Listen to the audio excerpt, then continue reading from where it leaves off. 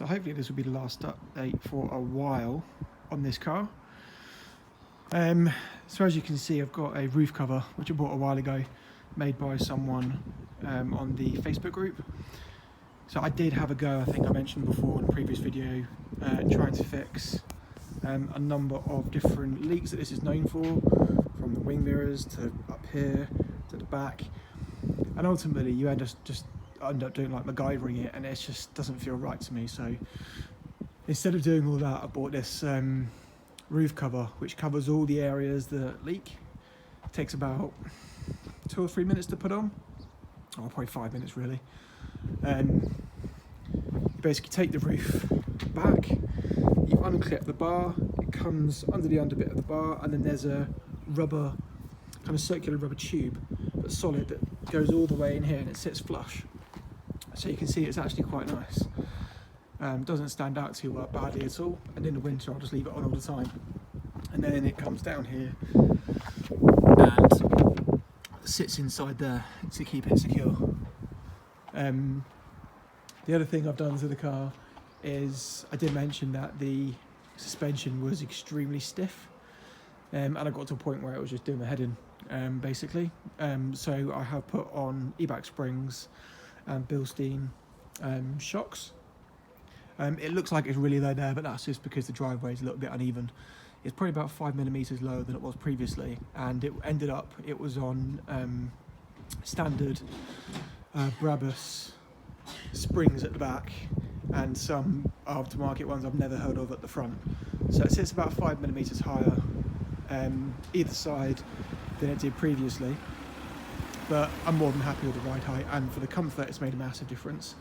And also with the previous setup, when I was driving down the road, it was very twitchy at the front end, and the car would just follow every single undulation in the road, and it made it very, you always had to be alert.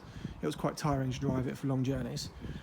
But with this change, it's a lot less twitchy, and a lot more enjoyable to drive. The e-back springs are obviously, I'm sure you all know, the progressive springs, so they firm up the harder they're compressed. So it's nice and compliant going over bumps, but then when you need it to be a bit stiffer going around corners, it's really good for that.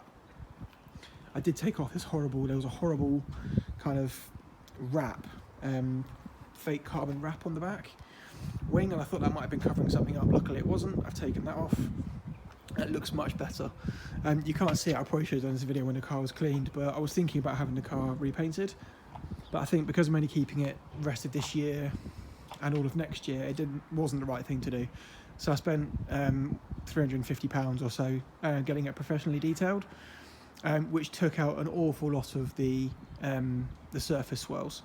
So it still has swirls and it still has paint defects, obviously, because I didn't get it resprayed, but it's a lot better condition than it was previously.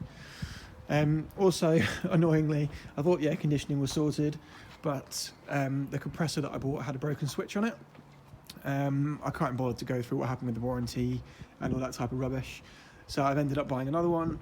That's going to get fixed next week, and touch wood, I'm touching wood, the car's sorted from there, and there's nothing else for me to do apart from just enjoy it. I've had it out on a few pretty decent drives recently since lockdown in the UK has been de-restricted, and we're given a bit more freedom.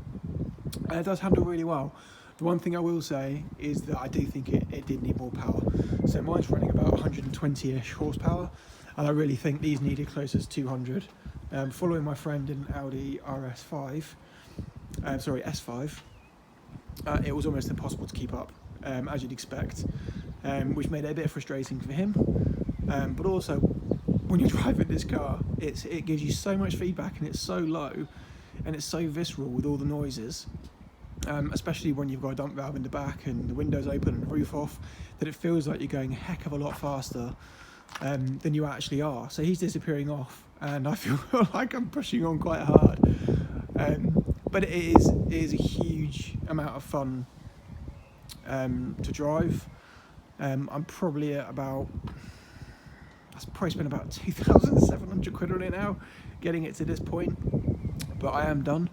And there's nothing else I intend to do to it. There's more I could do with it, but I'm done. I'm just going to try and enjoy it now.